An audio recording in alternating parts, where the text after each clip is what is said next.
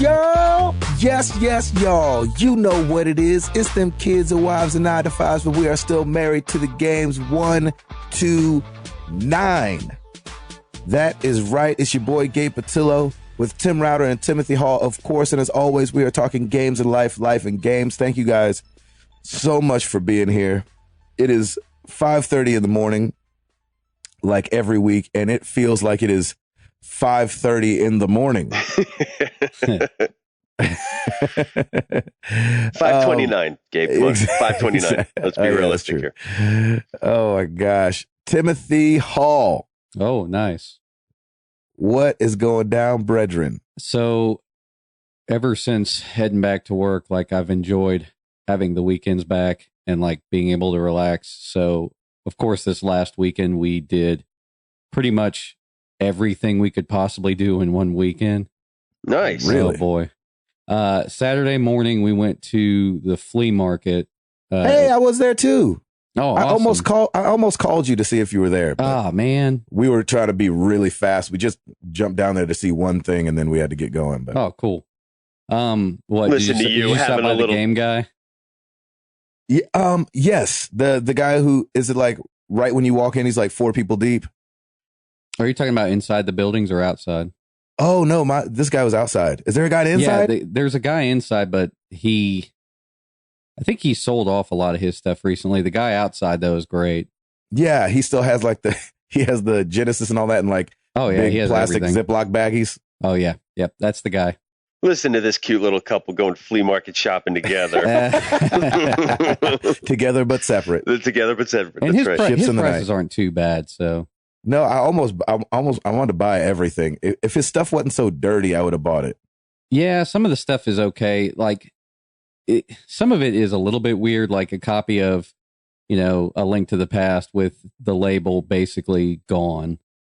Yeah. No. And weird. it was only like $10 under retail. I was like, He had a Super Nintendo that I really wanted to buy, but it was so dirty that I was like, yeah, it's okay. It's covered with his mom's spaghetti sauce.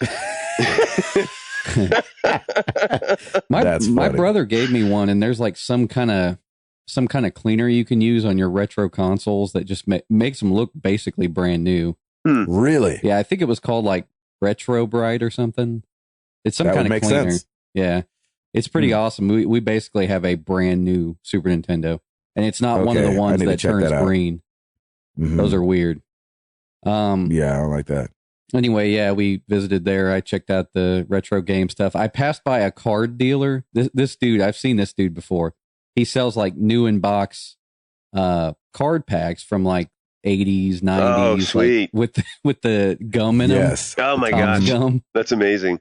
Oh, which by the way, I used to love those back in the day. Oh yeah, And that's where you took that picture. yeah. That's where you Yeah. took the pics. Yeah, for freaking Growing Pains trading cards. Unbelievable. Did you get them? Please tell me you got them. I'll get them next time. You let seen the whole them. community down. The whole community just went, oh. I have seen them a couple times, but I will say like that is once you've collected everything else, it's okay to buy those. Oh yeah. And I tweeted out about them, and Gavin Hammond said you could almost buy those. Right. You said, yeah, because your tweet said you almost have to, right? He said almost. Yeah. Yep. Man, That was gum great. packs were like everywhere during that time I too. Like know. there was gum packs for everything. The gum was always stale. Like even Oh, if it's it was horrible. brand new, Horrible. like brand new card packs just put out, gum terrible. Well, Always. was the gum wrapped inside the No. card packs? It was or the always gum it was always had out that and white free? powder. It always had that white anthrax powder coating it. yeah. It was horrible, man. As soon as you popped it in, you felt like you were eating chalk.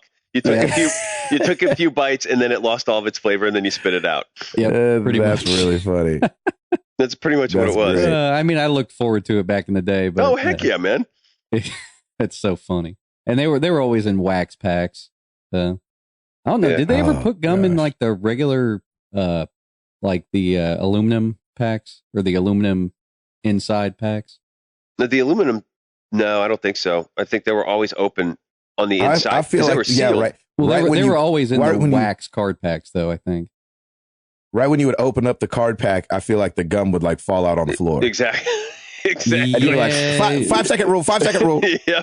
It was a project. If you wanted the gum, you had to open it over a table or something. Yes, you did. Exactly. Yeah, because I do remember that. Because sometimes like you'd like stretch and like end up shaking your arms a little bit, and then the package explodes, and then the gum flies out of it. Then it was a wrap. Yeah, it was crazy. I bet if you ate that gum now, you'd probably die.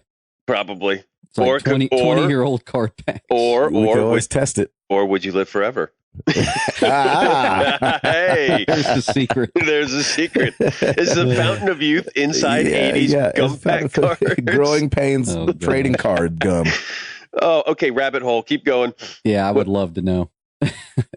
And Krista and I, we aren't really into the UFC that much, but there's this one girl who fights. Oh, yeah.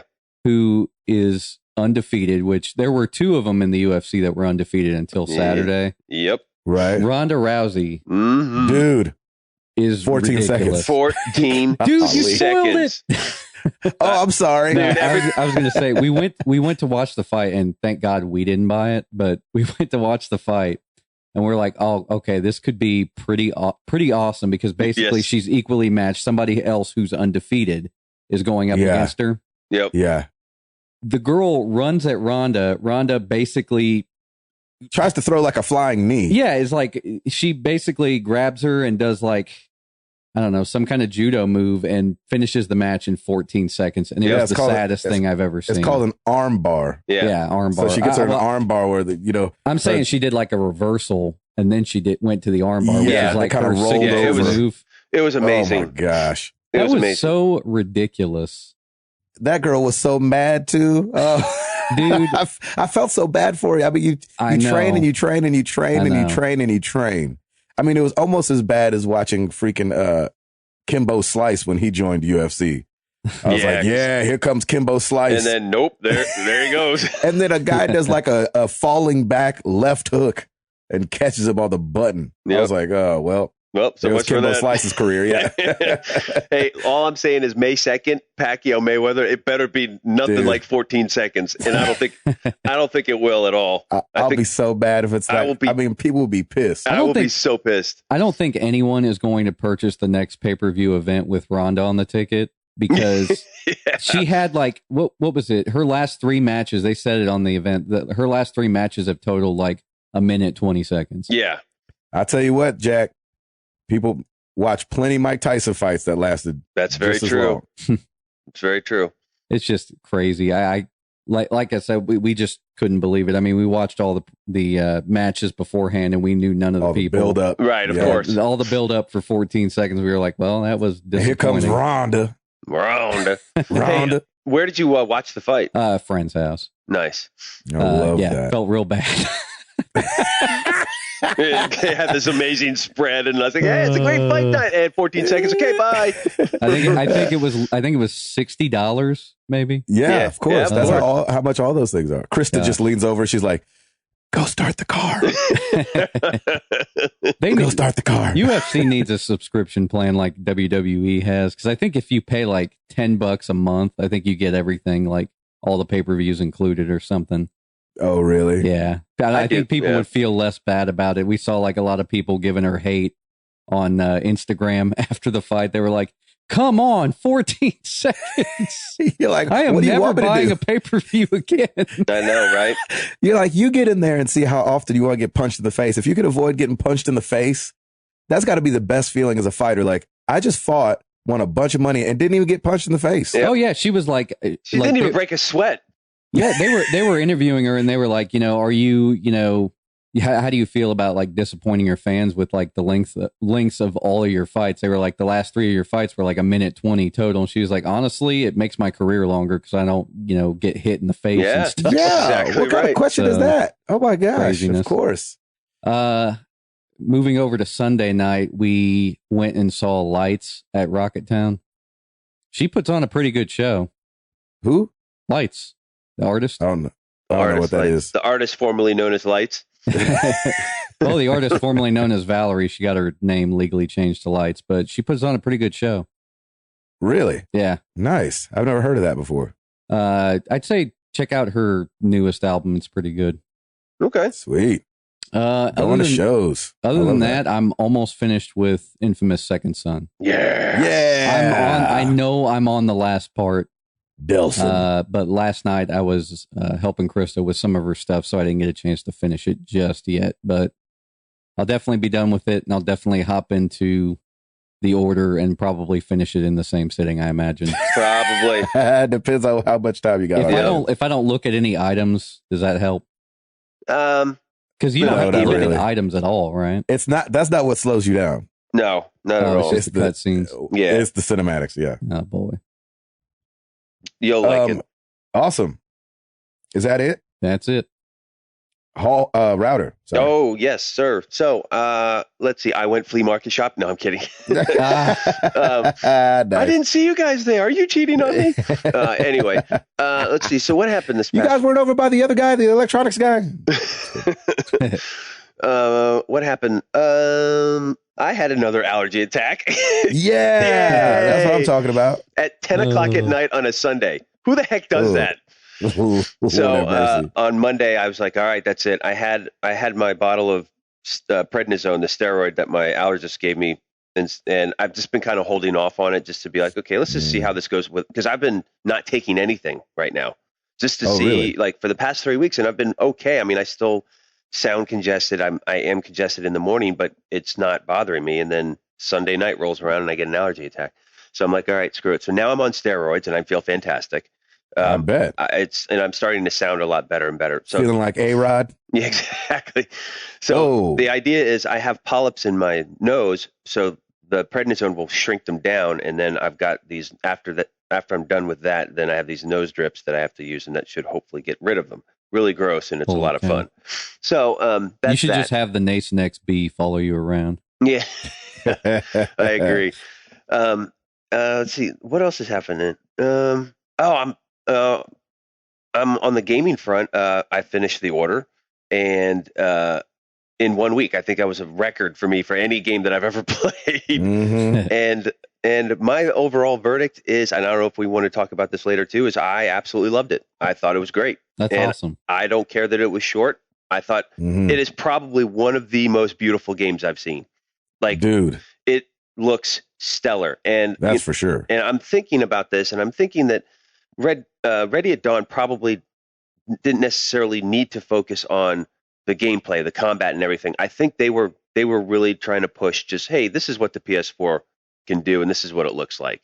And I think they were going more for an artistic style, and I'm hoping that as they hopefully continue this franchise, they're going to start diving into more, like, not just it's going to look beautiful, but here's some more incredible gameplay, maybe less cinematics and more gameplay. But I didn't care. I was watching and playing a movie, and I loved it. So haters going to hate, and that's fine. But I really, really love this. And like I said, I think this has the potential to be the next Uncharted, or at least can replace the Uncharted series once it's done, because I think it's that good. And they could do. I'm thinking they could do The Order and then another year. So we can continue to see this going on, and they set it up so that we can continue to see this going on. So yeah, did you stay around for after the credits? Oh yeah, the mid-credit scene. Yeah, yeah. So yeah, I was super excited about that game, and now I'm sitting around and I'm like, well, shoot, what do I have left to play? So this week, I'm kind of worried about what's next. Yeah, me too. But I found this amazing game that everybody should play. Oh, geez. And it's called Taxes. Because that's what I'm doing right now. So I haven't touched anything, and I've just been doing taxes. I have a meeting with my accountant on Monday. So it's always so cathartic to go through all this process and just be like, okay, here's all the money that I made, and here's all the money that was gone and left, and and now I have nothing. So it's awesome. Let me see. What else did I do this week? I got an iPhone 6. We upgraded finally, which was really, really cool. Ooh. And I super love this phone, man. It's really nice. It's really slick. I didn't go for the Plus because I didn't want to be wearing an iPad around. You get used to it real fast. Do you have the Plus? Yes. Yeah, he does. You do? Oh, wow. I love it. Yeah, but we just went with the 6s, so I'm really loving that, and it's a great phone. And yeah, that's pretty much it. Just taxes, work, and new iPhones, and finishing The Order. But here's the thing. I really, seriously, I have no clue what I want to play next. And Matt Leidy's on me like, got to go back to Halo, and I'm like, do I have to really? I mean, when you look at the release schedule, unless you want to play like Final Fantasy X. So here's what, I don't think so. So here's what I'm thinking.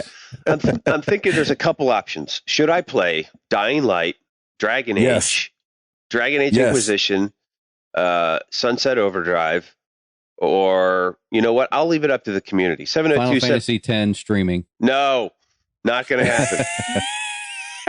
The other idea is I might do a video series called The Reluctant Gamer, and just the Reluctant Gamer plays Halo, and we could have some fun with that. I mean, you'll hear me be like at 5:00 in the morning going, really, I'm dying over this. Really, like I have no idea where I'm going. I don't know what I'm doing. Do I have to keep playing this game? So I don't know. 702-703-MTTG. Call me up and tell me what I should play, because I really have no idea. I love that. And I'm just kind of, I may even go back to the order and try and platinum it at this point. So is that it for you, Router? That's it for me, brother. How about you? How is your week? I understand you are heading back on the road this weekend. Go. Yes, I leave tonight. Back on the road again. Can't wait to get on the road again. Oh, wow. And so, we head for Lafayette, Louisiana tonight. And then we're going to Texas. Nice. Hopefully you won't get that storm that we're supposed to have tonight. Exactly. So hopefully I'm going to warmer weather. And then New Orleans. So it's Louisiana, Texas, Louisiana. Nice. So don't ask me who does these things, but I hope Nashville gets shut down again. I guarantee you it will. In the month of March, it's usually 60 degrees in March. Yeah, it was yesterday. That's not necessarily true. Some of our storms, some of the snowstorms that we got for the entire winter were in March. But several years ago. Yeah. So headed back out. We're almost done painting the ceilings. And you know how you feel you're doing a project and it's just strenuous, and then at the last little bit you find out the trick? Yes. Oh, that sucks. So I found out the trick for painting your ceilings. You reach the level cap. Yeah, just exactly. a little too late. The trick is not painting your ceilings. Yeah. Because it doesn't make a difference, does it? Oh my gosh. I can't find out a way to do it better. Yeah. And so it just hurts and is hard. And when your ceilings are tall, Gabe's shoulders are going to be like Hulk shoulders now. It's all you got. It's all you can do. So, what the heck? Anyway, beat the Order 1886 this week. Got it from Redbox. So I think I paid $19, which is probably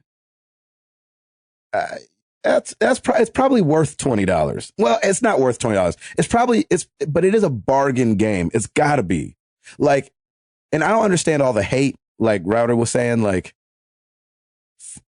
don't know how you give that game a 4. Yeah, you know what I'm saying, or a 5. I do understand how you would give it a 7.5. Don't you think, Router? That's totally fair. I think that's totally fair. But and maybe we talk about this because I know we've got a few questions about this too. It's just, I think it's a little too nitpicky and too over the top. Yeah, I think people are being a little extra on it because it's $60. Like if it was $40, I think it would have gotten 8s and 9s. I can understand that to a lot of people, this is probably a extended or expanded DLC. And I think that's why they're upset, because this is a quote AAA game, but it's so short that it really could pass for an extended DLC. Probably the amount of gameplay that you actually play would probably be a DLC or something like that. But right, because here's the thing: I beat it in 6.5 hours, probably a little under 6.5 hours. And looking at if you go on YouTube and look at just show me the cutscenes as a movie, it's over 2.5 hours worth of cutscenes. Yeah. That's a lot of cutscenes when the whole game is only 6.5 hours. And that's a long playthrough. Some people said they beat it in 5 hours, Yeah. And so then now you're starting to dip into half the time is in the cinematics. This is Ready at Dawn's first lead platform title, right? Because I think before, didn't they only do a PSP game, maybe? I don't remember. I don't know, man. Because it seems like going into this game, since they didn't have a lot of experience, they said, well, we're not going to beat X, Y, and Z on story, but let's do something that looks stunning so that we can at least have the best looking game. Exactly. And that's what I was saying too, is that it's, I think that's exactly what Ready at Dawn was focusing on. It was not necessarily the gameplay, but just a reflection of, hey, this is how good we can push this with these new consoles. I mean, the games look incredible. It is really, truly beautiful looking. I mean, it is crystal clear. The shadowing, the textures, everything about it is spot on. Yeah. Yeah. So, I mean, I'm definitely excited to see more. If they do another game and it's the exact same thing. They have to do another one. Yeah, they have to. If they do another I'll play one. it. Exactly. And I'll buy it and I will play it. If they do the same thing that they did with The Order with all these cutscenes, then I'll be like, okay, guys, let's get into a little more meat and potatoes here. Yeah, you set your foundation. Right. Let's play a video game. And I think that's fine because, if you think about it, any first game in a franchise always had something, there's always something wrong with it. And so you got to learn. You live and learn. You just learn as you go. So I'm excited for it. I'm excited for them. And I think I don't think this IP is going away anytime soon. So kudos to them. Yeah, there you go. Also beat First Light, the DLC from dude, you're crushing it this week, man. Wow. Yeah. I think I had that one kind of pinged and ready to go. Like, all right, when I, because I jumped off it to get to play the Order 1886, and I was like, man, I wonder how far I am from the end of First Light. Oh, there's the end of First Light. And so, that was really cool. It's pretty much the same gameplay elements. Yes, and it feels so great. Oh, I love that. Cool. Because that was my only thing about 1886. Like, I one of the nitpicky things for me was the gunplay. Like, it was still solid, but it just jumped a lot. And so I felt like I was like shooting all over the place. I was like, oh, pow, pow, pow, ow, oh, yeah. pow, pow. And so, like, just the recoil was very much present. Yeah. And, did you have a go-to gun? You know what? It's funny. I didn't. And I feel like that's part of the gameplay is not that long. Yeah. And so I felt like I never dialed in my favorite gun. I would just pick up whatever had bullets. Right. And keep it going. Exactly. And that was the other thing I didn't like. And I know I sounded like I'm bashing it, but I thought it was great. But I don't like when you have, like, say there's ammo for the gun that you have laying on the floor. You can't just run over it and pick it up. Yeah. Like, you have to run over it, stop, hold down triangle for like half a second, then keep going. Yeah. And so in the middle of a firefight, that was really annoying to have to like go over here, find, and I feel like you couldn't see it necessarily. Like maybe the same gun you had was laying on the ground. And you have to run over to the gun, make sure it was the right gun, then hold triangle, then try to get back in the cover or something like that. We're spoiled with Far Cry 4. That's the thing. I think that's what it is, because you can just run over it. And Uncharted had that too. If you wanted to pick up ammo, you had to hold triangle. That's why. That's why I think this is so much like Uncharted. Yeah, yeah. It's definitely Uncharted, Last of Us-esque. Yes. Like when it comes to its gameplay. It's like a steampunk Uncharted, basically. Something like that. Exactly. But man, it really does look good. Like it's rare that I say in a game like 7 different times, like, dang, that looks good. I've said it out. I said it out loud at 5:30 in the morning. I'm like, wow. I was like, whoa. Jenny was sitting there for a lot of it, and I was like, this looks really good, right, babe? She begrudgingly peeks up and looks up, She was like, actually, that looks really good. I was like, hey, yeah. Hey. Gotcha. And then freaking, we'll talk about this a little bit later, but got that doggone Crossy Roads and I shouldn't have done it. Oh, yes, sir. Shouldn't have done it, man. No, man, you got to do it. And I hate when I'm late to the game like this. Like, this game's been out for a minute and I'm like, oh. That is fun. Yeah, the last horse crosses the finish line. Yeah. What about Crossy Roads? Y'all been playing Crossy Roads? So, this weekend I downloaded Candy Crush. Have you guys played that? Fantastic. Yeah, I'm on level 17. It's awesome. Good for you. Yeah, exactly. So, that's it for me. Crossy Heading back out on what's the road. your high score? Oh, me? Yeah. Oh, it's awful. I like 170 something. awesome. Like I'm just starting, so I obviously can feel that that's no kind of high score at all. That game makes what's you yours? really So I have nervous. something to. I think It does. It What's yours? stresses So I me have out. something to live. I think mine was like 231. Maybe. Dude, that's Okay. so funny. Mine's like right around there too. 234, 231, something like that. I can't take the anxiety once you start getting really high up. Exactly. No, you start to stress out. My hands start shaking. And if you stay too long, you get, I don't know if you've experienced this Oh, yet, yeah. Dave, but if you sit too long, you get picked up by a vulture. It's so awesome. Yeah, like that's this hawk great. comes by. It's like, Yes. Or, yeah, hawk. It's so awesome. It's such a clever, like just the small little minor details that they put in there. Oh yeah. It's beautiful. What's It's so your cool. favorite character to cross the road as? I kind of like them all. I'm bid the frog right now. Yeah. But there's also, I think I unlocked something and shoot, I can't remember what it was. I think mine is the basketball player. Yeah, I like him too. He's great. Like just his extra animation is fun, and then the robot that shoots the cars is fun. Yeah, it's really clever. That's Epoch. funny. I think I played as the cow. I can't remember. Cow's good. Nice. Have you played as the flea yet? It's really hard. Oh yeah, because it's so small. It's so right? small. I'm like, where am I going? I like Dracula too. Dracula was fun because he great. turns into a bat every now and then. It's a great game. Great game. All right, Shall we? Router. Yeah, you got it. I got it. Well, let's do it.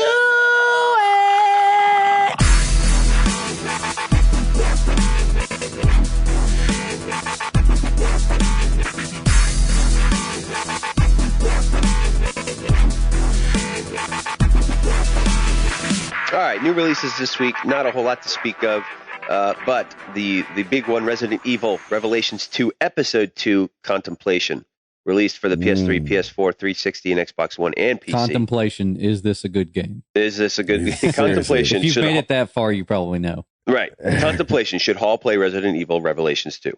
Yeah. I don't Coming know. out. I might check it out. It looks pretty good. I mean, I don't know. We'll see. PS coming out for the PS3, PS4, Xbox 360, and Xbox One. We have Scream Ride. Yeah. And then, for the PS4, PS3, Have you guys watched reviews on Scream Ride? they have absolutely no description of Scream Ride. It's weird. Like, I watched the review and I was like, and IGN rated it really high. And I was like, what? Wait, what do you do? And so it's kind of like you can ride, you can build roller coasters, demolish towns, and build and something else. And then And rebuild them? It felt very strange. I didn't get why the reviewer loved it so much. All right. Well, moving on. Did they mention Roller Coaster Tycoon at all in the review? No, because it's not like a theme park thing. It's more like It's just demolishing towns and it's a death coaster. building roller coasters. Oh, Yeah. okay. All right. There you have it. And then follow up with Helldivers for the PS4, PS3, and Vita. And then let's move on to the charts. I do have the charts for week of Valentine's weekend and week. So February 14th. This is U.S. brick and mortar stores. Wow, it's 2 weeks back. Huh? Yeah, they are not catching up. So I Lagging. don't know what's going on over there. Number 10, Pokemon Omega Ruby and Alpha Sapphire for the 3DS. It is actually, this is like the first drop off of the top 5 that we've seen. Yeah, So, that's right. number 9, Call of Duty Advanced Warfare for the PS4. What?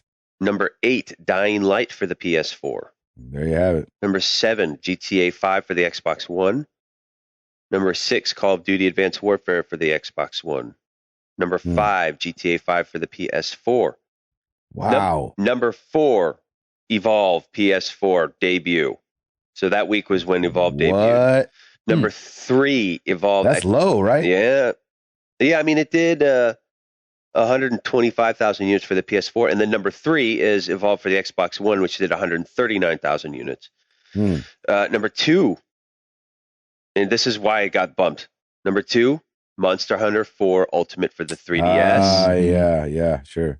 And number 1, Legend of Zelda Majora's Mask 3D for the 3DS. Dude, all right, so here it is. That must have been launch week for the. That must have been launch exactly. Week, and for the new 3DS. So, The Legend of Zelda, 352,000 units. Woo wee!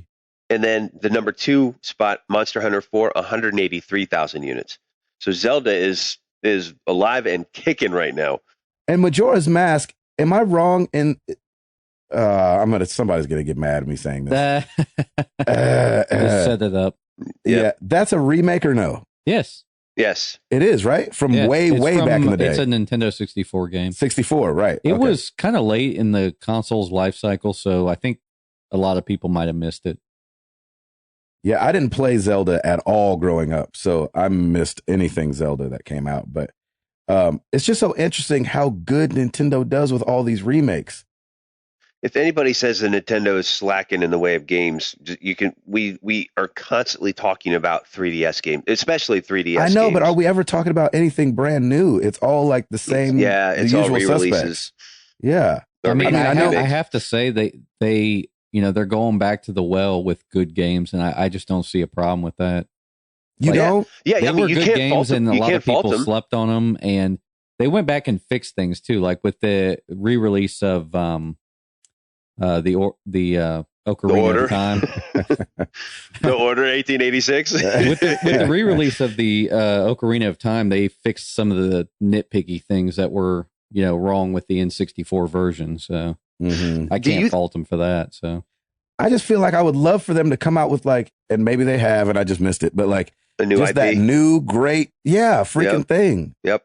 Golly. No, I'm with you on it. But do you think that what they're doing is kind of rebuilding their audience with these games? Because I'm sure a lot of it is people picking it up for nostalgia purposes and not necessarily knowing, like a new gamer like myself wouldn't necessarily know what it is, but maybe because my friend has played it back in the day, I'd pick it up. That's what I'm wondering. I think they're winning on both fronts because they're getting people to check out these games for the first time, and they're giving fans what they want. Yeah, that's true. I think it works out both ways. Yeah. They're still crushing it, man. Yeah, they are. Gracious. That's Paul? a wrap. Let's see. What do we want to start with? Unreal Engine 4 is going free. Yeah, I saw that. That's pretty cool. The game engine that's intended for AAA projects released to early adopters last year with a subscription-based model plus a royalty of 5%. And they now have announced that the cost of entry is nothing, but commercially released projects will incur a 5% royalty fee on sales above $3,000 per product per quarter. There you go. Oh, wow. The company's overall plan was to get it onto more developer machines. So this model does exactly that. Because basically, if you're a student or if you're just getting into game development, you can get it for free. So man, that's super smart. I can't tell you how smart that is. I think that's like, we may not see the effects of that right now, but like 10, 15 years down the road, we're going to see that probably is a great. Yeah, because how long was Unreal Engine 3 out? It was out for forever before this came out. I think it was out for a good, it's been out since maybe 04 or 05. Yeah, it's been out for a long time. And there were maybe thousands of games developed on Unreal Engine 3. It's at least, you felt like that's all you heard was Unreal Engine. Unreal Engine. Well, I've kind of mentioned this on previous podcasts. Once you get a community kind of surrounding a platform, you have a lot of people to talk to if you need some help with something. It's open source, isn't it? It's not open source, but I don't think it's open source anyway.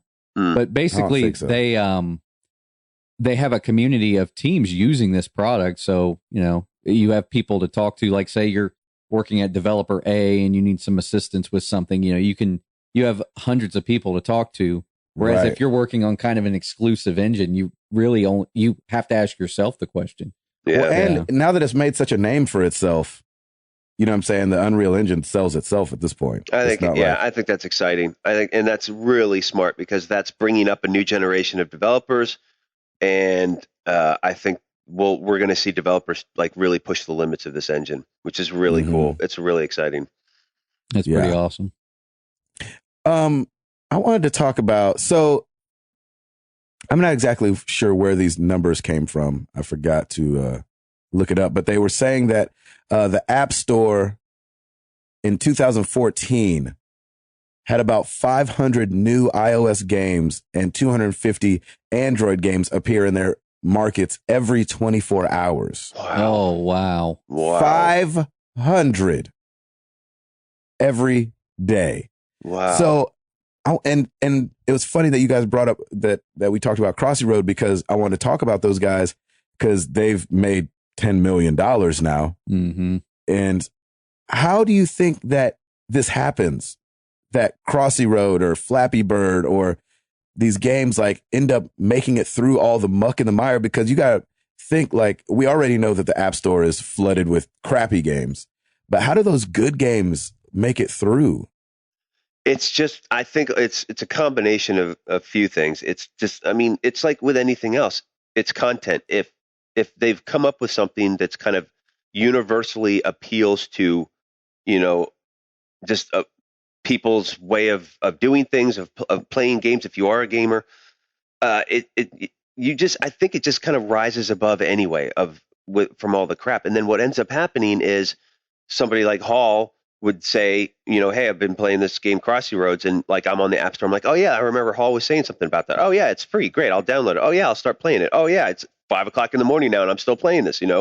So like it's a natural, organic progression, and it doesn't happen with every game, and I think that's the problem. A lot of people are like, oh, this is going to be the best thing ever, but if it doesn't have an easy way of doing things, and it doesn't necessarily appeal to the common human, functionality of a person.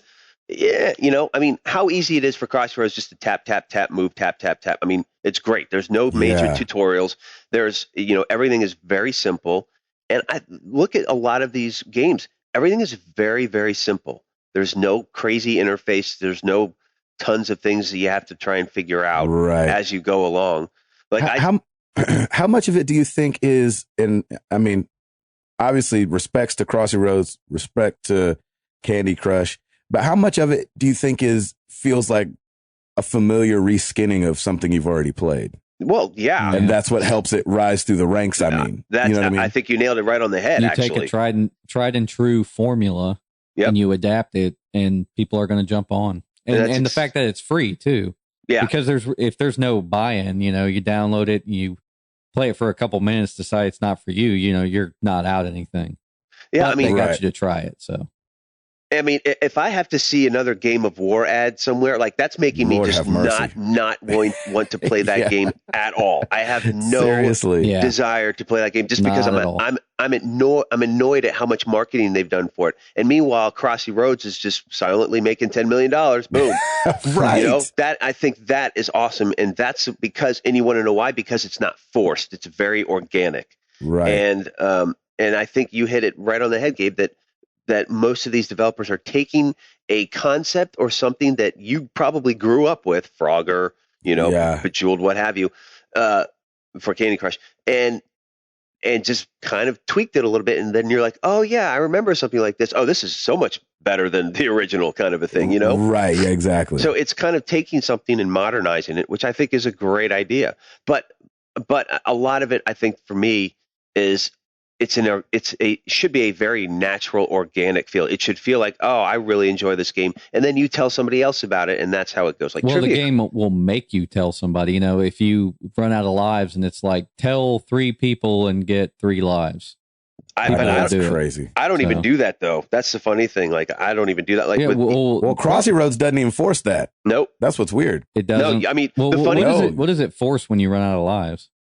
You don't run out of lives. You just keep going. Yeah, you just keep going. No. I can't remember if you do or not. No, I mean, if you run out of coins, you can't get any more gifts or anything. But you know what else I think was really clever with Crossy Roads was the fact that you could share a picture of you being smashed by a car. I think that might have helped, actually. That's really clever. Any of the share features help. And then once you get into the chart, like the charts don't change very often. Yeah, I'm sure. Like once you chart on iOS, like you stay there for quite a while. Right. Yeah, exactly. Yeah. So it's one of those things where, and I think you're right. I think what happens is people will like go to the App Store, look at the top 10, like look at the top lists. And that's because that's exactly what I did. I just ended up downloading like 3 games last night. One of them was Agent Alice, which Gabe, I actually think you'd like it because it's kind of like the room. What was it? The room. The room. I mean, because you have to search for things, and it's kind of a detective series. But even that to me was really busy and very confusing, and you have time limits and all this stuff. And I went back to Crossy Roads for a little bit, and I'm like, this is just so much easier. So I don't know, man. I don't know what it is. It's just the same thing with anything else. Like how many movies come out every week? How many albums come out every week? Like what rises to the fold, and what prevails? It's something that kind of that I don't know. I don't know what it is, but it will strike a chord with you, and it's relevant, and it's good content. Right. Yeah, I'm definitely going to Nice. promote Gabe's point that, yeah, I mean, we see familiar gameplay elements in a lot of these games that go viral. Oh, yeah. Oh, yeah. Like even Flappy Bird, I feel like, even though I hadn't played maybe that, except maybe in Jetpack Joyride, like obviously it was the exact same thing. Well, when you got to you remember you can get that super where you're that bird and you have to tap the screen and flap it. Like that's how you stayed up in the air. That was Jetpack Joyride. I had already done that. But that had that Mario Brothers tubes in it. Yep. You know what I'm saying? And so you were like, oh, look at the Mario Brother tubes. Like for me, when I first played it, for some reason it didn't grab me, but I was always waiting for something to happen. Yeah. And nothing ever happened. I was like, oh, am I going to get to a clearing or get to a, nope. The scene's going to change. More tubes. Yeah, exactly. Mario cutscene. Exactly. Mario just pops up out of one of the pipes. Yeah, that's what I was wanting. Like, That'd be really just see cool. him for a second. Yeah. Hall, give us something else, brother. I got a few more things here. Valve is releasing a streaming box. Don't like it. Dubbed Steam Link. The box will extend streaming from your Steam-enabled PC or Steam box to any room in the house. The box includes 3 USB ports, HDMI out, and does 1080p at 60 hertz with low latency. Retails at $50. All right. $50. I'm kind of surprised they didn't try to get Netflix on this thing. I mean, they may have tried, but I'm surprised they didn't lock that down before talking about this box. Yeah, this would be like a good kind of, if you're planning on getting a gaming PC or you're planning to do more PC gaming, like this would be a great box for you to buy and say, oh, I'm just going to use it for Netflix for now. And then once I get my PC going, then I'll start using streaming. So yeah. What don't you like about it, Gabe? I didn't mean to jump in and say I don't like it. I was thinking because the next thing I was going to talk about was the Nvidia console that they're releasing. And so in my head, I was thinking about the Nvidia one. Nvidia's releasing a console? Is it a Steam box? No, Nvidia they're doing a Android TV console. So kind of like Ouya. It's kind of like Ouya, but Nvidia's doing it. It's called Shield, and I don't like it. And it's $200. They've already released the Shield. Was the handheld thing that they had? Yes, but this is another thing called just Shield. Shield box. The Shield. The new Shield. World's first Android TV console. And so it's trust me, listen. That's why I say I don't like it. But Valve, if Valve wants to do a Steam box, Valve's going to do a Steam box. Do a Steam box streaming. Well, just because we need the Steam boxes to come out. Like, I feel like they haven't been coming out. Like, I feel like even Alienware had to rebrand the thing that they were going to call the Steam box and release something different. So I just didn't know what was going on with that. If all newer games were developed for Linux, the Steam box probably would be out by now. I think they're kind of holding on to it just to kind of see. I've seen like a lot of popular games releasing on Linux now that they're porting it immediately. So yeah, it just seems like Steambox had a ramp, and maybe this is just because we're close to news, but it feels like it had a ramp of popularity and a ramp and had everybody talking about it, and then didn't do anything with that hype. Yeah, and you know what I'm saying, and then like died back off a little bit. And so I'm glad Valve is doing a Steambox that's streaming, but come on, get these Steam boxes out. Let's do it. We've seen like 8 different versions of the controller. And so it's like, can we play it though? Figure it out on your way. $50 though, man. I mean, that's almost try it money. You know what I'm saying? Like, oh, I'll try that. Yeah, that's why I mentioned they should have tried to get some streaming services on board. So at least you can buy this, use it for that for now. And then, you know, sometime down the line when you have a PC you want to stream from or a Steam box you want to stream from. I mean, it's kind of like the PS TV, I guess, because with the PlayStation TV, you know, you can hook that up to one of your TVs and stream your PS4 from it. So it's kind of the same thing. Yeah, exactly. I still got to figure that out, man. I know I need to probably plug my PS4 in direct to the router, but I got to figure out my remote play because in my house it's just not that great. But I've got a banging router and I've got you do good speed, and so I don't know what I got to do about that to get it going better. But I imagine plugging it in will probably alleviate that issue because the problem with the PS4 is that it's on the 2.4 gigahertz range, and that's right, pretty not much on the most 5 congested gigahertz range at this point. So. Yeah, I'm really surprised it wasn't 5 gigahertz. Like my phone can pick up 5 gigahertz range. You know I don't know. That was an oversight. I've Ethernet connected directly to my router on at least one of the consoles, and I have the other one just with wireless.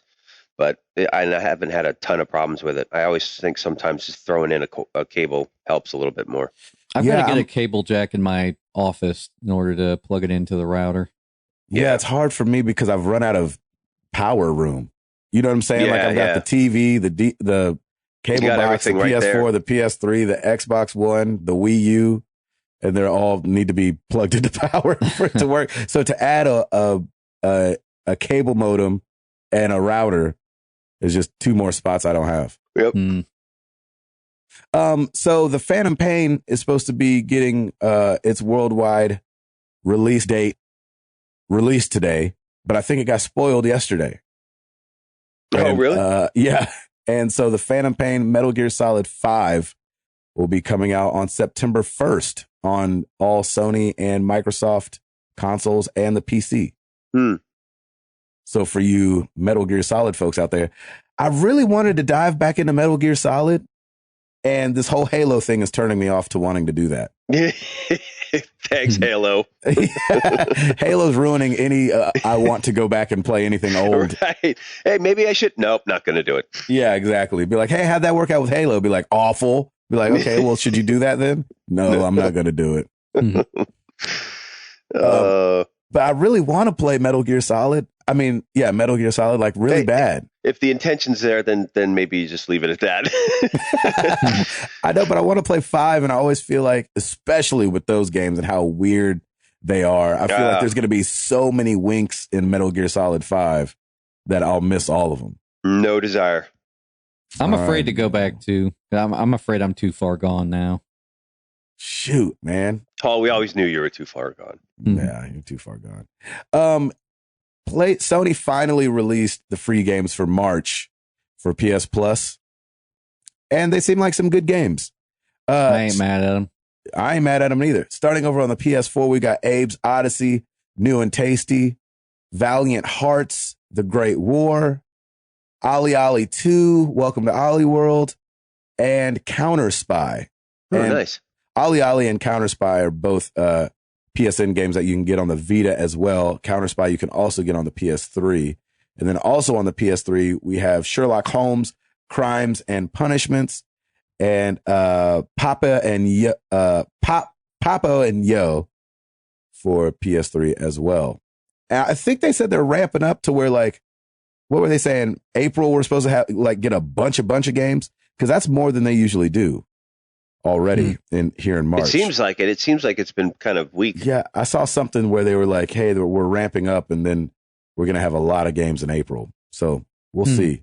But I downloaded everything I could for the PS4. Nice. Abe's Odyssey, Valiant Hearts. Valiant Hearts I actually have on my iPad, so I'll probably end up playing it over there. But I heard that's a really great game. Hall, what else you got, buddy? Got anything else? Mortal Kombat X. I really want to call it 10, but Mortal Kombat 10, I guess, will launch alongside a free-to-play mobile fighting game with card battling elements. Sounds like something that we would be into. Yep. Sounds like something you would be into, and then get me into, and then I'd be mad at you for getting me into it. And I'll just sit there and look confused. Actually, I messed up there. They said they're going to be releasing a Crossy Road style game. Could you imagine? That would be hilarious. The thing that I like about this is playing either game will unlock content in the other. Oh, that's cool. So I really want to see more games kind of take advantage of this. Yeah. Especially because when you're at work, it's like, you're like thinking about the game. And so it's kind of a way for you to get some more of that game. Yeah, get a fix. So yeah, that game looks good, I must say. Mm-hmm. Like, I will probably not play it. I want to see all the fatalities though. But yeah, exactly. You can get on YouTube. That's and check my them all favorite. out. Grotesque, man. They're really grotesque. They're really crazy. gross. That's what's the best about them. It does look really good. Yeah. Mortal Kombat 9 looked pretty good too, so I wonder if they'll remaster that. I hope not. Just keep making games. I'm so sick of these remasters. Like, they announced that Final Fantasy X and X is coming to PS4. And I'm like, oh, Lord have mercy. Just okay already. Yeah, it's a PS2 game coming to PS4. Yeah. I mean, I kind of can't fault them because, like, if it's a good game, like, might as well. But 10-2 is not good. There's no way it's good. Yeah, I haven't played it, so I have no skin in that argument. Last thing, because we got to get to these questions so Hall can get to his job. We'd be ridiculous not to mention that Project Morpheus, the PlayStation 4 virtual reality headset, is coming first half of 2016, was announced at GDC this year. Why would we be ridiculous not to mention that? I don't know, just because I feel like it was all over the place. And they'd be like, y'all didn't even mention Morpheus. It's like, I know, but we don't really care is the thing. Yeah, we're not into it. What we should be talking about is the net neutrality bill that was passed. Lord, I don't even know what that even means. Which I thought was basically it's telling your internet service providers that you can't charge, or you can't tier your bandwidth. Like, all the can't treat traffic differently. Yeah, all the bandwidth has to be the same. So, if I'm watching Netflix, on one house, I should be paying the same amount. If I'm watching Netflix in another house, there's no tier levels of speeds or anything. Everything is all one speed, and that's great. But what about, like, and I don't need to get into this conversation because I don't really know what's going on. But, like, I always think of, like, when I think of that, that's great. Number one, that they're not going to tier it off. But, like, what if I was like a single mom and would like the slower thing and could pay a little less? No, it has nothing to do with that. It has nothing to do with, like, what you want to pay for internet. It has to do with them picking and choosing, like, what goes faster for you. Right. Like, people in Franklin can go faster than people in the hood. No, it still doesn't have anything to do with that. Like, it has to do with, I'm Comcast and I have a on-demand streaming service, so I'm going to let it stream faster than Netflix, for instance. Right. And that actually did happen because they were negotiating with Netflix, so they cut anything that was being streamed by Netflix. Like, they basically cut the bandwidth for that. It was like, I saw the chart. It was in the January of either last year or something like that. You could tell that they were in negotiations because the bandwidth drop rate just plummeted. Oh, wow. So they were kind of like the master controllers of the bandwidth. So it's like, hey, anything Xfinity gets full throttle, anything else gets backed up quite a bit. And now they can't do that anymore. So it's really, it doesn't do anything to us. It really just hurts the internet service providers. But what's good is that it's universal now. Like, everybody is on an even playing field, same speeds for everything. Yeah, it hurts competition. It basically says, like, if you have an ISP, like, don't protect your own interests and don't try to charge people so that their site can go faster. Right. So. That's it. Gotcha. It's great. It's good. I mean, it's a positive thing for us as consumers. If you're Comcast, you're mad, but they'll get over it because they're huge. But if you're Netflix, you're happy. Yeah. Yes, they can't throttle us. Netflix, you're dancing on the ceiling right now. Yeah, absolutely. Well, awesome. Comcast looks at how much bandwidth Netflix has, and they're just like, man. Yep. We are so hating on you guys right now. House of Cards, baby. House of Cards. I wish I would have came up with that. Yeah. I got you. Every week we ask you guys a question. This week we asked you guys, we're a year and a half into this gen. When we talk about PlayStation 4 and Xbox One, obviously the Wii U has been out longer than that, but I don't know why I can't think of that as next gen. And we asked, do we have our great games yet? Those console selling games. Over on the forums, start off with our girl Haley Miller said, Shadow of Mordor, Dying Light after all the patches, AC Unity, Dead Rising 3, etc., whichever one. We've had some great games, but I guess it's all subjective to each person, right? Mighty Paolo, this is a little long. I think so, yeah. Not trying to kiss Stansel's buttocks, but at the PS4 reveal, Infamous Second Son was the game that made me want a PS4. When I finally got my hands on it, it was definitely everything I was hoping for. Games like Watch Dogs, Far Cry 4, and Ace of Unity, even though flawed, showed us how much bigger, better, faster, and stronger this generation can get. And games like Mordor came out of the shadows, get it? To surprise us with a great experience, and no one was expecting or even asking for it. Bottom line, as much as the internet might make it look like not, we're living in a fantastic era for gaming. And yes, we've had great games already. Yes. I just want to mention English is Paolo's like third language, just so you know. He writes better than a lot of people that I know, myself included. Devin Tyus, it all depends on your definition of great. I think Destiny is great because it's just the type of game I love. Shadow of Mordor is great. Second Son is great. And so are games like Shovel Knight and Transistor. There are plenty of great games in this generation already. It's just on how you find the ones that are great for you. Yes. Crossy Road. We were saying that kind of thing. We were like, great is subjective. But at the same time, we felt like maybe we didn't have those console sellers. Heading over to Twitter, if my internet would not be throttled right now to try to get over there. We obviously asked the same question. We got, let's see, the cool nerd at I am Sean Vaughn. We have yet to see our first great game. Greatness awaits. I think I agree with that. I mean, they need to get rid of that tagline. They need to put a question mark at the end. Greatness awaits. Greatness awaits. Jeremy at Jeror45. Shadow of Mordor and Dragon Age were really good, but I think we've yet to see a generational defining game. Attila at Not Side Strafe. No, because we switched generations before we explored the full potential of the last generation. Interesting look at it, even though we spent 7 years in there. Yeah, I was going to say 7 years. I think that's good. That's a long time. But I see what they're saying, because The Last of Us came so late, and we were like, holy crap, we could have been doing this the whole time? Yep. You kidding me? So thank you guys for answering our question. We love it. You guys know where to find us. Facebook.com/married to the games. Twitter.com/MTTGcast, YouTube.com/married to the games. You can always give us a call at 702-703-MTTG. We are giving away the Xbox One skin today from Flaming Toast Stickers. And the winner is Brianna/Gaming Riser at FreePod, FRIEPOD. Sweet.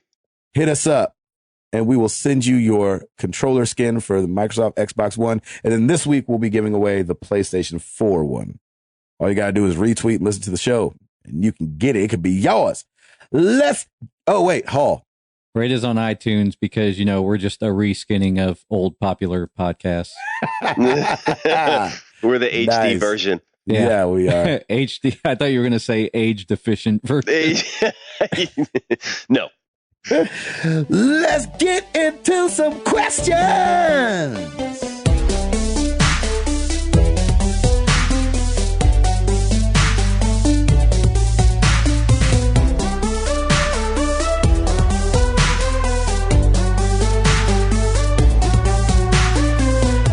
We're going to start with email. Our boy Nathan Dugas said, hey guys, as I've just started playing Monster Hunter 4 Ultimate, I'm reminded of when I first started listening to MTTG around the time episode 30 came out, and was playing Monster Hunter 3 Ultimate while doing so. I very specifically remember you guys talking about FIFA 12 coming out as the last game on PS2. That's and right. Another episode where you interviewed the guy with a bunch of arcade cabinets. Yeah. Of course, there was a lot more than that, but those stuck in my head. It makes me wish I had 30 new episodes to listen to again while I play Monster Hunter 4.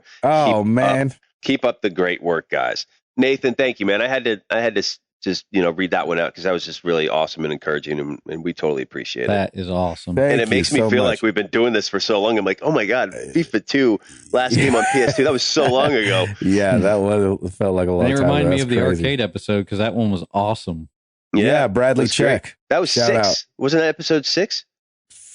Six, yeah, I think 6. Because that's when I was on the cruise in the middle of a hurricane. You were in the middle of Hurricane Sandy. Yeah, lucky me.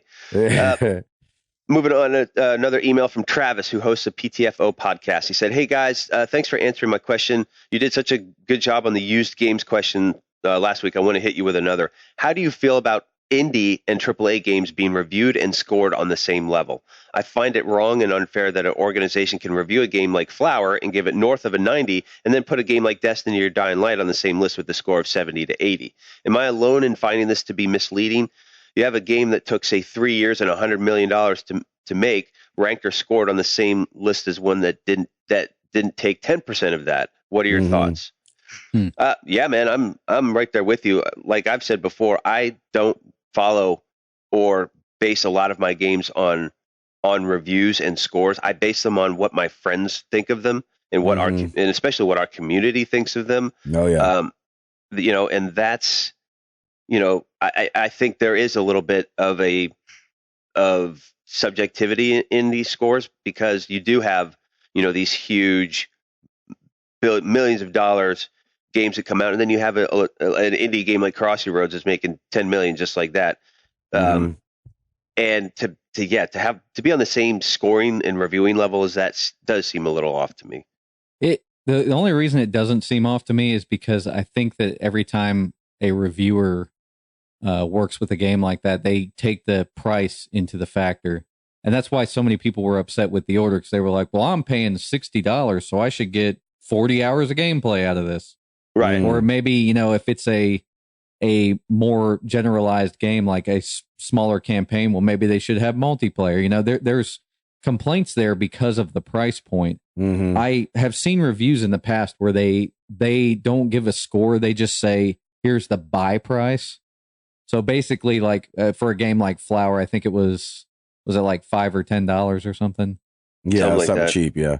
So, I mean, if you were to review that game, you would say, well, for the cost of admission, it's completely worth the fun that you get out of it. Right.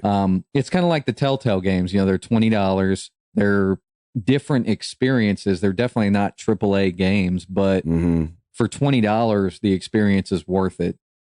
For a $60 AAA game that has multiplayer and a 10-hour campaign or something like that, right? It feels like if it feels like the value is there, then I feel like the score is good, right? So, it's funny. A little bit of me says art is art in the sense of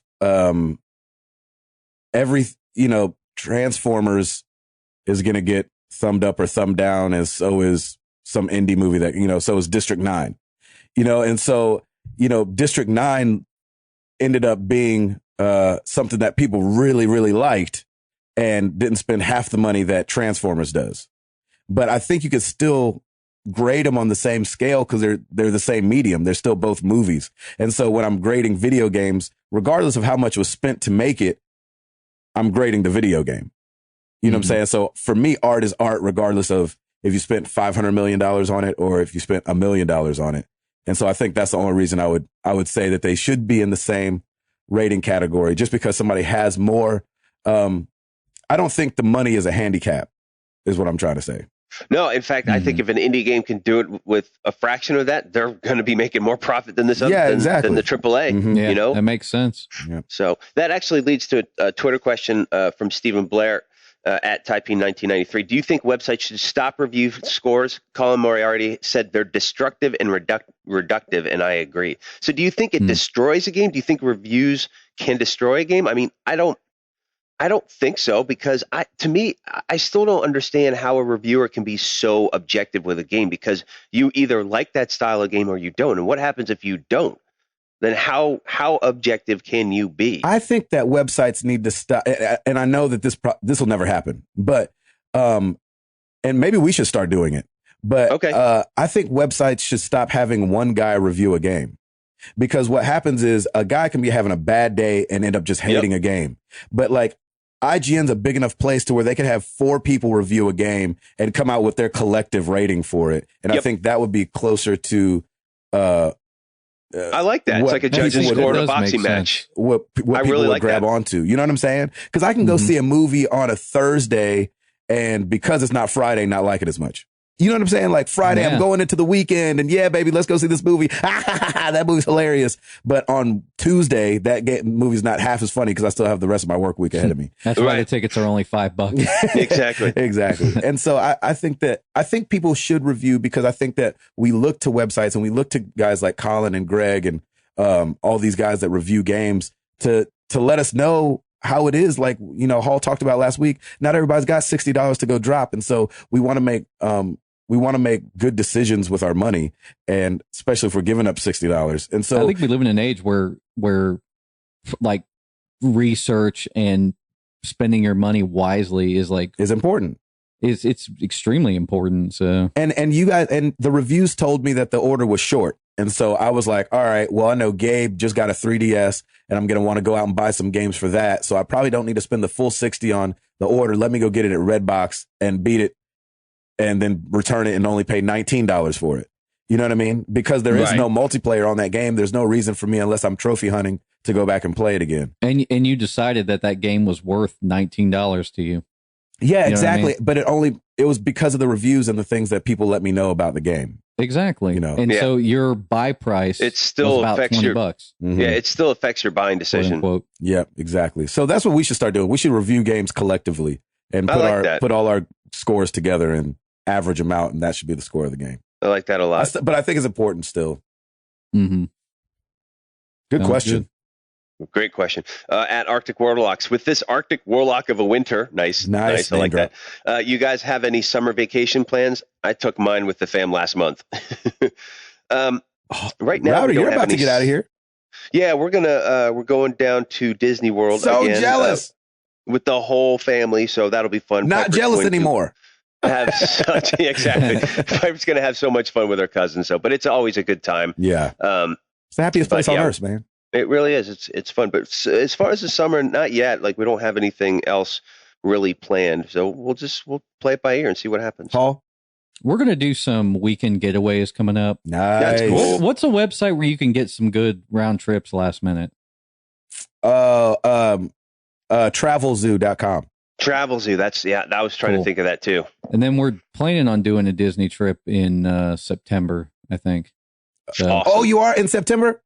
I think so, yeah. Yeah, keep it in September. Either September or October. I'm not sure. Do September. Yet. I did Disney with Router last year. I'll do it with Hall this year. That would be great. Yeah. Nice. And we're looking at just the three of us going in October again too. But dude, I would start booking now. October is now one of the busier months for Disney. Yeah. That's why you should go in September. September will be fun. Exactly. Yeah. September's hotter. Our summer plans are to not kill the baby that we're about to have.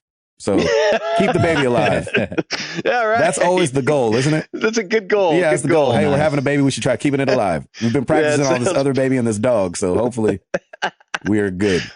That sounds perfect. All right, moving on. At Sith Nightmare, who is your favorite composer, or what is your favorite film or game score? Oh, yeah. I like this one because this is a nice music one. Yeah, that's a good question.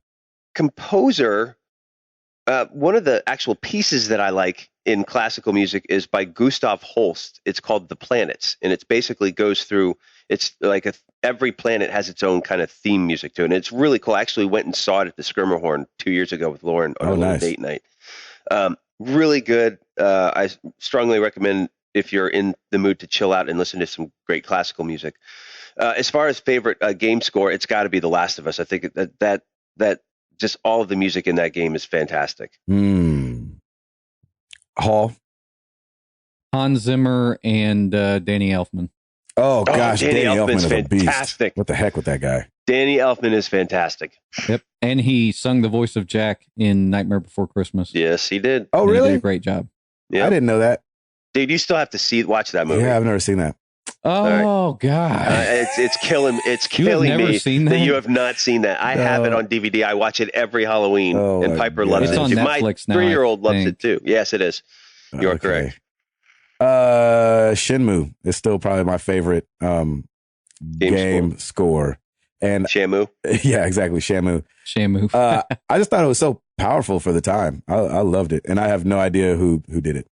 But arranged by I'm not even going to try to say those names. Yep. Yeah, go for it. Josh Stapleton at CRed81. When your kids start gaming, what would you play with them? My son is on an M diet: Madden, Mario, and to my disappointment, Minecraft. Yeah, there you go. Oh boy.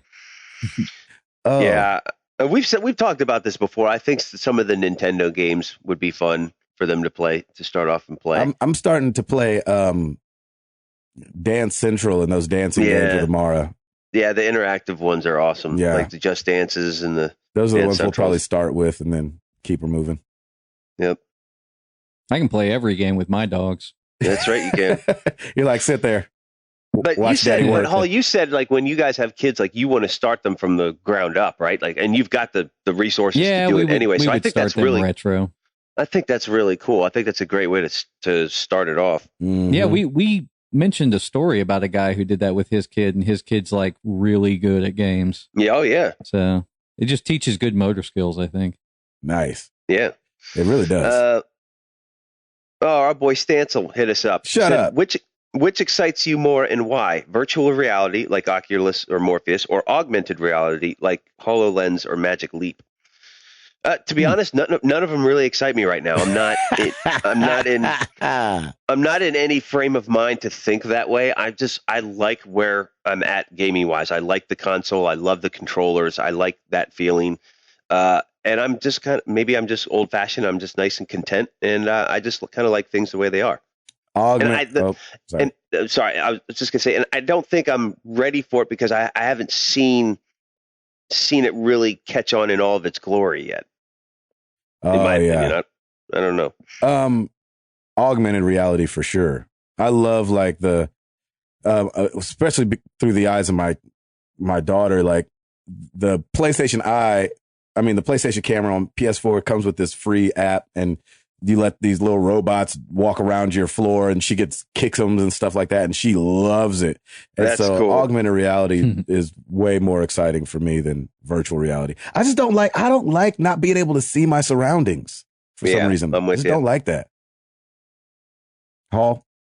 I think I'm the same way. And honestly, I hate that they spend so much money on virtual reality, like R&D, because it's taking money from other things. Amen. Yeah, amen to that. Get out of here, Morpheus. Josh Oakes at JP Oakes 1. Now that you all have had exposure to Xbox and PS consoles, which are more addicting, achievements or trophies? Oh, trophies. Trophies, man. because they're tiered. Yeah. Yeah. I mean, with gamer score, it's just points. So like certain achievements will have more points than another. With trophies, it's like, oh, I can get that gold trophy, or I can get that silver trophy. Like it's ranked on how hard something is. Yeah. Yeah. I like that. It makes it more challenging. And they're trophies. I mean, come on. Who doesn't want a platinum trophy? Instead They're of just nice, like, shiny a bunch of trophies. Points. Yeah. Yeah, you can put them on your virtual shelf. All this time, You're going to need a bigger hard drive, though. Yeah, exactly. Final question here from our boy Chowfie at that Chowfie. Since y'all's is 90s hip hop fans, what jam can you rap right now from beginning to end? Oh gosh, a bunch. Yeah, but if we were going to start it off really easy, it'd be Fresh Prince of Bel-Air theme song. Nice. Oh, nice. I think everybody knows that. In my sleep. Yeah, exactly. Yeah. I think I actually do it in my sleep sometimes. I'm like, hey, West Philadelphia, born and raised. There's a lot of songs I probably could do. I know. Salt and Pepper, MC Hammer, Vanilla Ice, all that. John Cicada. I'm just kidding. John Cicada. Sade. Exactly. Yeah, I mean, man, I'm Seal. thinking even deeper than that. Like, because I liked a lot of the 90s underground hip hop stuff, like Far Side, Gangstar, Black Sheep. Yeah, all those. Tribe. I could recite a bunch of Tribe and Pete Rock and CL Smooth kind of stuff. Yeah, That's old school Busta Rhymes I could do. Oh my gosh, yeah. You can't do it anymore because it's all like it's like, what? Wait, Mr. Rhymes, what was that middle part again? Exactly. That's a good question, Chowfie. Yeah, that was good. I'm not going to. Yeah, when none of us are going to embarrass ourselves. I don't think we're going to rap battle at any point right now. So, Chowfie, if you were going for a rap battle, you're not going to get it at 5:30 in the morning. That needs to be an add-on. We need to do it in a separate podcast. That'll be exclusive Can we do the content. 90s version of Basketball Jones? Yeah.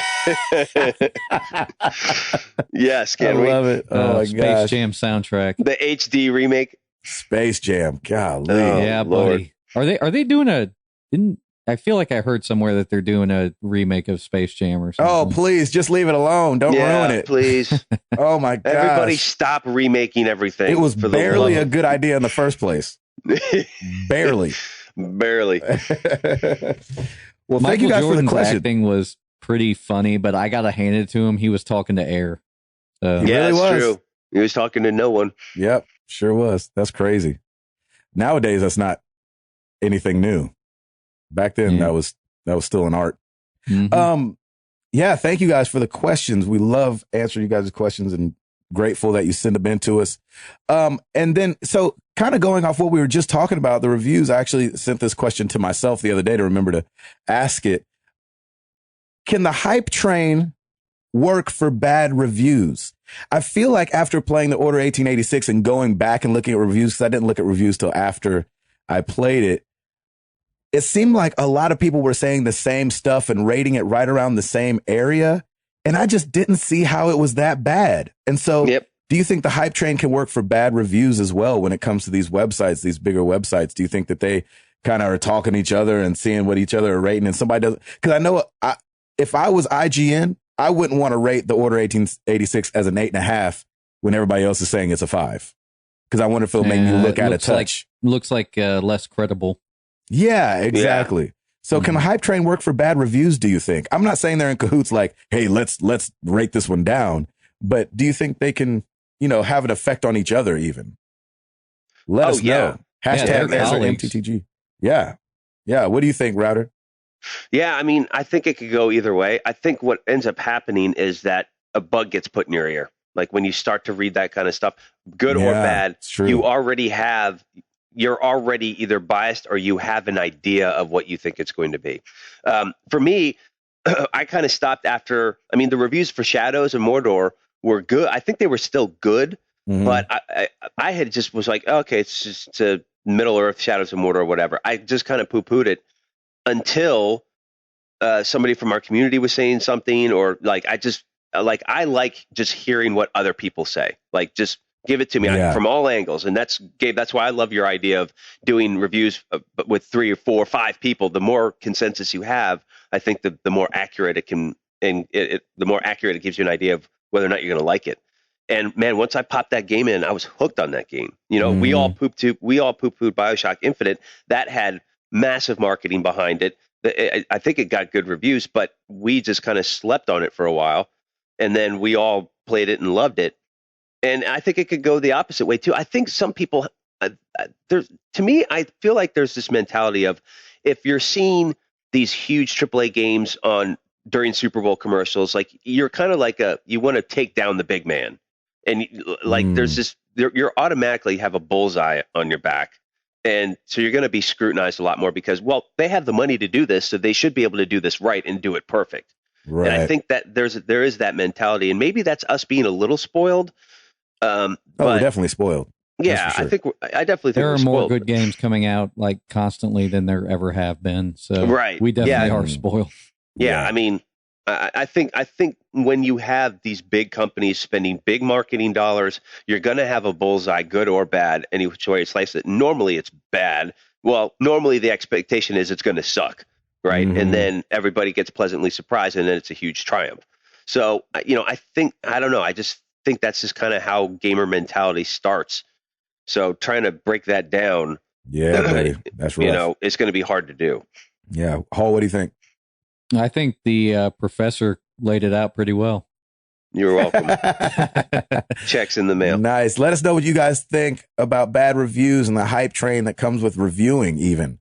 It's because it's funny. It's the same guys that talk about the hype train that I think can fall prey to it as well. Yeah. Let us know. Hashtag answer MTTG. And of course, it'll be on the forum. Thank you guys so much for listening, for being here. 129 in the books. I can't believe it. We will talk to you guys next week. I'm going back out on the road. If I'm coming to a city near you, hit a brother up. Let's kick it. Let's go get some meat. Let's go eat meat together. Let's go eat meat. Let's go eat meat together. I'm your boy, that. Gabe Patillo. That is Tim Router. That is Timothy Hall. And we are married to the games. And we are up out this thing. Peace!